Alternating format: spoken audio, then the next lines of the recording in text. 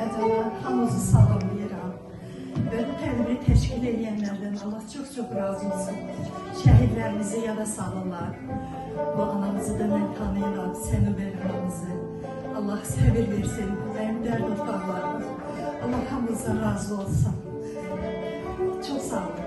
Uşaqlar şehir deyəcək. Allah. Necə yatıb bir var, öyrəniblər. Gözün ağlar, sinəsi yaram ağlar. Siz ağlarından daha dursun şeytanası. Qara saçları dəndən, ağarkən kədərdən. Qılığından və tərdən dursun şeytanası. Şeytanın ruhu cənnətdədir sıralı.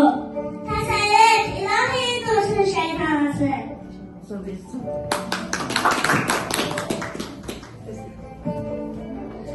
Lisan Şəhid Abbas Qulzadə əlinin həsr olunmuş şeiri sizə təqdim edirəm.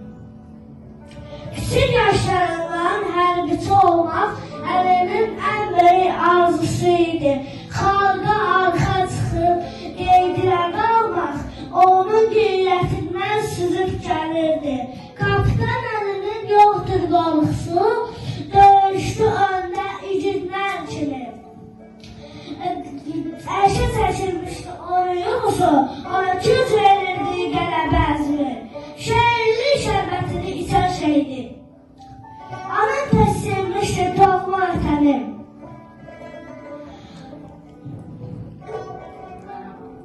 Qarabağ bizimdir deyəni gedim. Xalqın da heç zaman unutmaz səni. Allah səni şəhbətinə edir. Düz istəyirəm ki, bu şeiri yazanın adını çəkib, deməli, Aləmzər Dulay. Çox təşəkkür edirəm ona.